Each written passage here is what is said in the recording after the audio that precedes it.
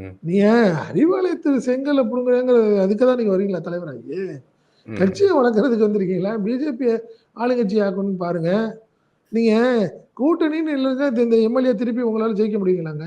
சொல்லுங்க பாப்பா. நீங்க அதிமுகன்னு ஒண்ணு இல்லைன்னா திருப்பி இந்த 4 எம்எல்ஏ உங்களால வருவாங்களா? ஜெயிச்சிருவீங்களா? நீங்க இதே மாதிரி அங்க போய் செங்கல்ல புடுங்குறேன், இங்க போய் கருங்கல்ல புடுங்குறேங்கிறதுக்கு தான் நம்ம வந்திருக்கிறோம் நம்ம தலைவர். அது தேவையில்லையே சந்திர. அது தேவையில்லாத வார்த்தைகள். அது பெரிய லெவலில் விமர்சனமாகி இப்ப பேசாம அந்த வார்த்தையை வெளியே சொல்ல முடியாம உட்காந்துருக்காரு. சரி, ஒரு கூட்டம் இருக்கு, பேசணும், கைத்தட்டணுங்கிறதுக்காக சில வார்த்தைகளை பேசிட்டு அவர் அதனாலதான் பிஜேபி அண்ணாமலைக்கான ஒரு பெரிய மைனஸ். அதுதான் நீங்க சீனியர்கள் யாரும் அவர் ரசிக்கல. புரியுதுங்களா? நீ இதே மாதிரிதான் என்ன பண்றாரு பேச்சு போக்குல. நீங்க டிஎம்கேவுடைய ஊழலை பத்தி பேசிட்டே இருக்கீங்க. அதிமுக வந்து ஆமா, அதிமுக பத்தி ஊழல் எல்லாம் சொல்லுவேன் அப்படின்னு சொல்ல போவேன்.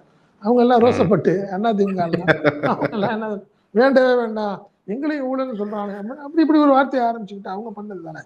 சரி, நீ கூட்டணின்னு ஒரு உனக்கு இருக்கிற சூழ்நிலையில ரொம்ப தெளிவா இருக்கிறதுனாலதான் நீங்க மத்தல யாரு தமிழிசை விரும்புறாங்க, நீங்க நயினா நாகேந்திரன் வரட்டும்னு நினைக்கிறாங்க. இல்ல சொல்ல போனா வானதி கூட வாய்ப்பு இருக்குன்னு சொல்றாங்க. ஏன் அண்ணாமலை வேணான்னு பிஜேபியிலே நினைக்கிறாங்கன்னா இந்த மாதிரி வாய் தான். இது தேவையில்லாத வாய் வார்த்தை.